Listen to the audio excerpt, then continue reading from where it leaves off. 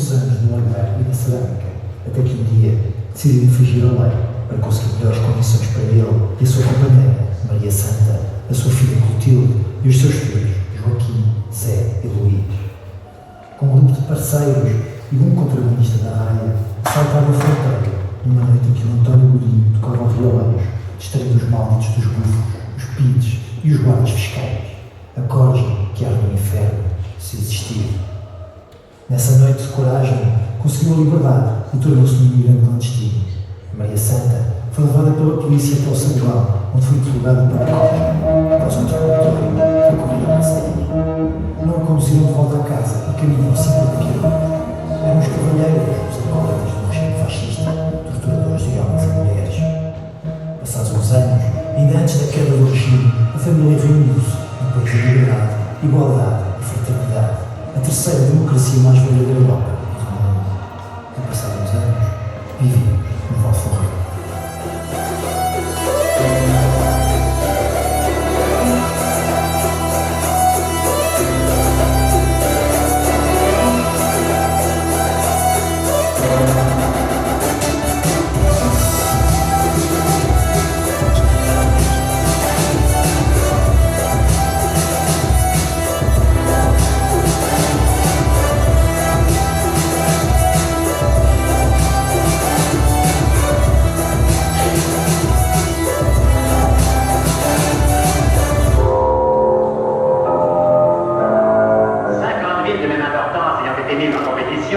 C'est pour finir Blanche Jolie qui a obtenu le premier prix décerné par le reporter pour son extraordinaire.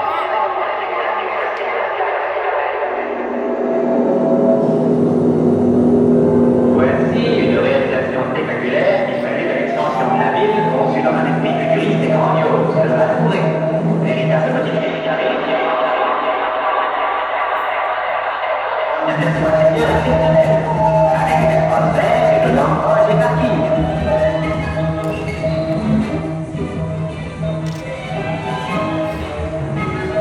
Nous entrons dans cette vaste zone d'habitation par le quartier récemment occupé, le Val-Fourret, dont les travaux ont été lancés en 1963.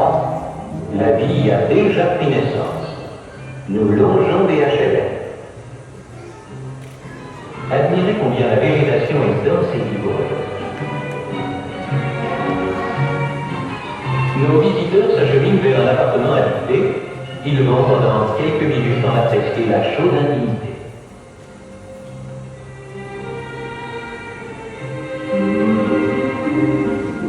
Quel confort agréable. Nous oublions que nous sommes dans un HLM. Tous les meubles d'un intérieur douillet y ont trouvé place. Un dernier coup d'œil sur le Val-Fourret qui permettra à de nombreuses familles de vivre confortablement, de vivre une vie meilleure.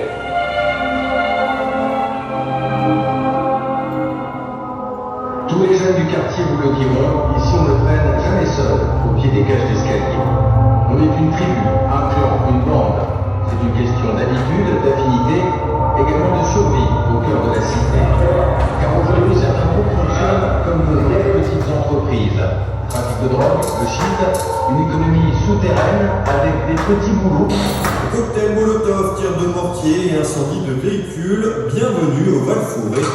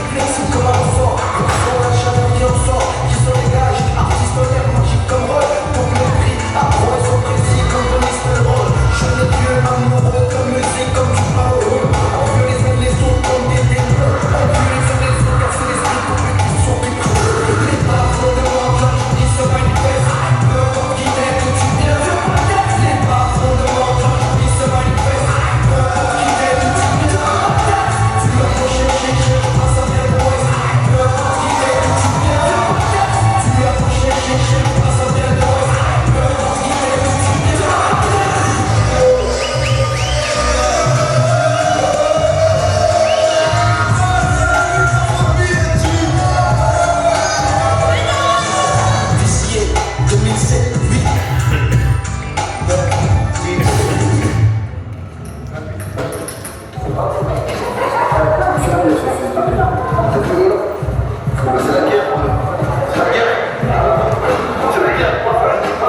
qui s'est passé cette nuit à Armand-la-Jolie, quartier du Val-Fouré, c'est une énième offense de la jeunesse du quartier. Et encore une fois,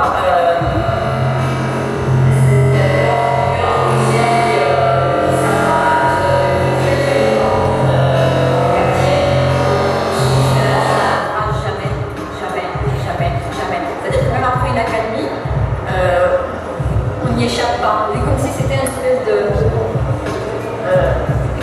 Enfin, c'est comme ça.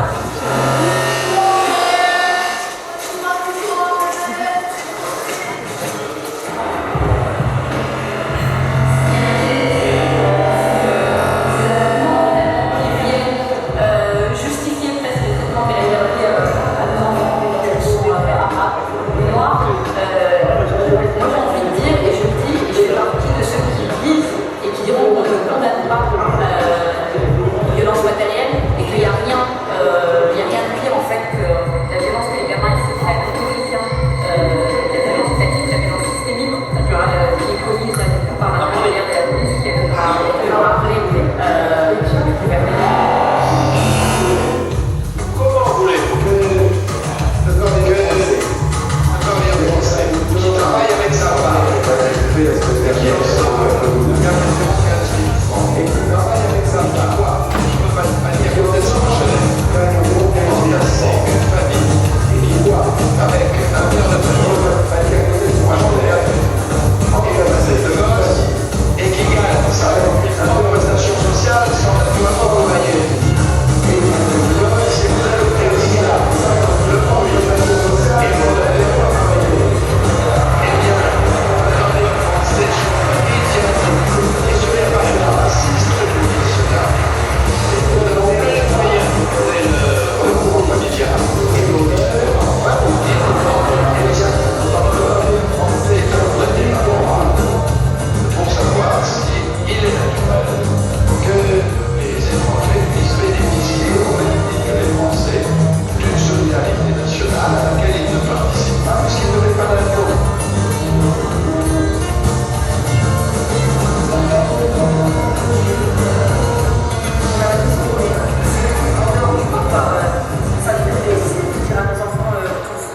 Faites attention à la police, mais on sait que par exemple quand je les vois tourner, j'appelle mon fils et je lui dis fais attention, ils sont dehors du tout.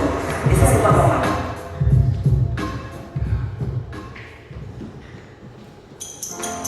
C'est l'histoire d'une société qui tient.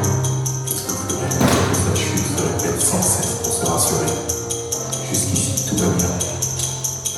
Jusqu'ici tout va bien. Jusqu'ici tout va bien. L'important c'est pas la chute. C'est l'atterrissage.